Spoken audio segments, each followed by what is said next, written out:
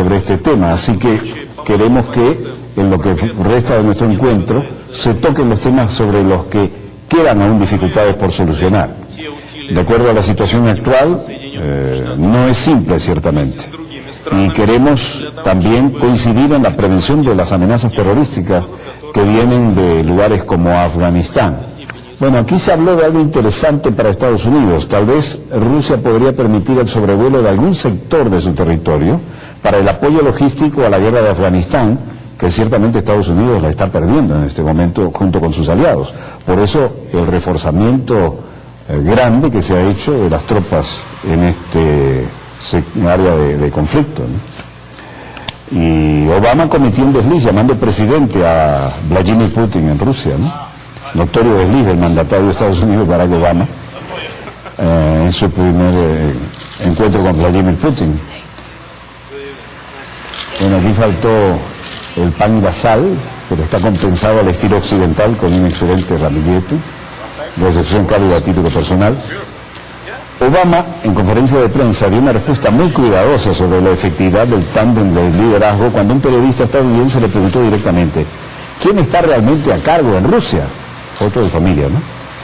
Pero minutos más tarde, hablando sobre las objeciones de Medvedev al controvertido sistema de defensa antimisiles para Europa Central, al presidente de Estados Unidos se le enredó la lengua y dijo: sospecho que cuando hable mañana con el presidente, con el primer ministro Putin, él dirá lo mismo. Paseo en la residencia oficial, y esta es el equivalente a un paseo por Camp David. Lo que pasa es que esto es mucho más espectacular que Camp David, porque aquí hay siglos de historia, ¿no? Camp David recibe ese nombre desde la época de Eisenhower, porque un nieto de él decía: ¿dónde quieres que te lleve? Quiero ir allá a la casa. Bueno, y al final, como se llamaba David, dijeron: vamos al campo de David. Bueno, aquí Greenpeace se hizo sentir a los líderes en los murales del Kremlin. Defendan el cambio climático. Vladimir Chuprov, un activista de Greenpeace, dijo: Estados Unidos y Rusia tienen la obligación de firmar el contrato para la reducción de emisiones de CO2, y 40% deberían limitarlo de aquí al 2020. Y eso es dióxido de carbono, ¿no? En otras latitudes que también entran en la agenda, pero de las que no se habló, la situación en Irán.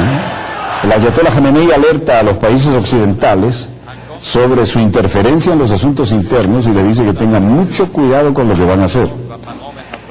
Nosotros fuertemente advertimos a los líderes occidentales que no interfieran en los asuntos internos de Irán, y la nación no permitirá que esto ocurra. یک مسئله داخلی کشورمون علیه ملت ایران استفاده کنن. حواستون جمع باشد. ملت ایران. La audiencia terminó el discurso diciendo: muerte a Estados Unidos, muerte al Reino Unido de Inglaterra, muerte a Israel.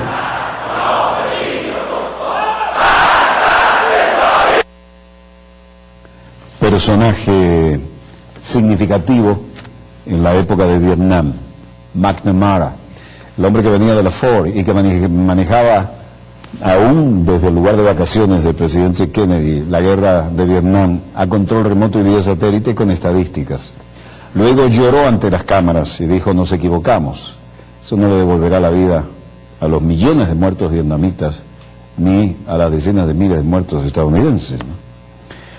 En el 2006 lo veíamos allí en Massachusetts, la foto con el presidente Kennedy, el secretario de Defensa era McNamara. Vietnam, Robert McNamara, la época en que por primera vez el esfuerzo de guerra iba por un lado, los medios de comunicación por otro, y los muchachos se negaban a prestar servicio militar, quemaban su tarjeta de alistamiento, se iban a Canadá, todas partes, para escaparse de esa guerra que no terminaba nunca y donde ya habían fracasado los franceses con el Dien Bien Phu.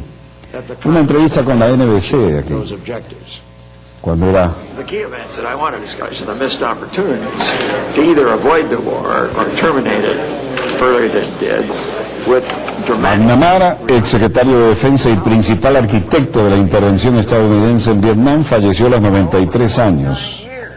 Su edad le alcanzó. No estaba enfermo, murió pacíficamente mientras dormía, dijo su esposa. McNamara también formó una carrera brillante en la industria y las finanzas internacionales, pero siempre quedó marcado por Vietnam como el más indeseable de sus legados. Más que ningún otro experto, posiblemente el presidente Lyndon Johnson, McNamara se convirtió ante los críticos de la guerra en el símbolo de una fallida decisión política que dejó 58.000 muertos para Estados Unidos, pero millones para los vietnamitas. Luego, cuando se dio vuelta, hasta fue el que promovió acercamiento a Cuba.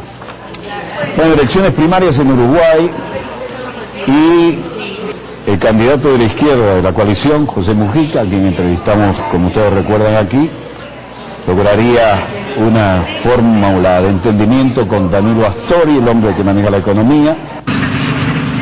Y aquí está el Pepe Mujica, un hombre que tiene el poder de manejar todas las bases.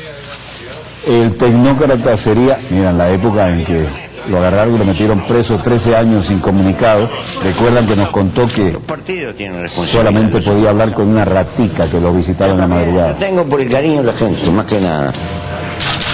Por el cariño de la gente más humilde, que tiene mucha expectativa y seguramente que nos reclama más de lo que podemos hacer. Pero está bien. Pero está bien.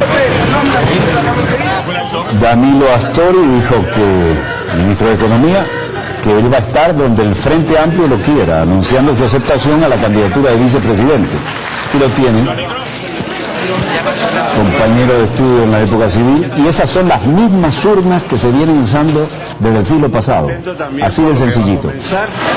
A partir de mañana, después del juicio del soberano, ¿verdad?, que todos habremos de aceptar, cualquiera sea, con la tranquilidad de espíritu de que es el pueblo frente amplista el que se está pronunciando en el día de hoy. La Calle, en la que también entrevistamos, por cierto, esto es el retorno del capital ganadero súper derechista y enchufado en Estados Unidos. Primero en una lista, no quiere decir nada si detrás mío no está toda esta gente que tan generosamente nos da su cariño, su confianza, y lo único que les puedo decir es que si la confianza se confirma, no lo vamos a defraudar. El país se polariza o se vuelve a la derecha con este candidato del Partido Blanco que ya fue presidente, en nombre de la rancia aristocracia ganadera, y que habla campechano, así como ustedes lo ven, ¿no? Pero cuando la última vez coincidimos, adivinen dónde coincidimos, en Atlanta. Estaba el presidente constitucional de la República Bolivariana de Venezuela, y era una de sus primeras giras por Estados Unidos, y vinieron todos los hombres de negocio y todos los lobbies de la costa este y de la costa oeste de Estados Unidos para tratar de hablar con él. Y estábamos allí literalmente a tiro de piedra, adivinen de qué cadena transnacional. Nunca transmitieron nada. Incluso era la época del neoliberalismo rampante, ¿no? Y había allí un personaje de alto nivel ejecutivo, estaba el entonces presidente de la Cámara Benan Cham, venezolana americana, no sé por qué americana, será estadounidense, ¿no? Americanos somos todos. Y entonces me presentan al ejecutivo, recuerdan la época que mostramos en dossier cuando se creó una crisis energética en California, que es la quinta economía del mundo en aquel momento, y que si fuera un país independiente, y ellos manejaban con la Halliburton y todos aquellos conglomerados, toda la energía, crearon una crisis de suministro, incluso festejaban cuando un incendio quemó las líneas y le vendían electricidad de otro estado a precios exorbitantes, ¿no? Y ese brillante ejecutivo me lo presenta el presidente Benan Cham y le digo, y los felicito, se han adueñado de toda la costa oeste, son el monopolio absoluto. El hombre me dice, sí, claro, era un venezolano, por cierto, viviendo allá. Y además han tenido que hacer algunos ajustes, ¿no? Porque, por supuesto, había que en medio de esta euforia de ganancias también había que eliminar algunos gastos innecesarios. Me dice, sí, claro. Bueno. Le digo, y permítame una pregunta. ¿Qué se siente dejar en la calle a 8.000 familias? Ahí se acabó la entrevista. Eso tampoco esa pregunta jamás la hizo tampoco el canal que estaba ahí a tiro de piedra, ¿no? Pero en ese momento, el presidente Chávez era el imán que atraía a todos los ejecutivos de la costa este y de la costa oeste. Estaba todo el mundo en Atlanta y estaba el presidente Lacalle también en ese evento. Y pueden ustedes creer que todo lo que dijo el presidente fue absolutamente ignorado. Adivinen por quién. Los que caben 4 veces aquí. Y este no es nuestro único estudio, tenemos 5 más. Disponga usted de las cámaras, señor director.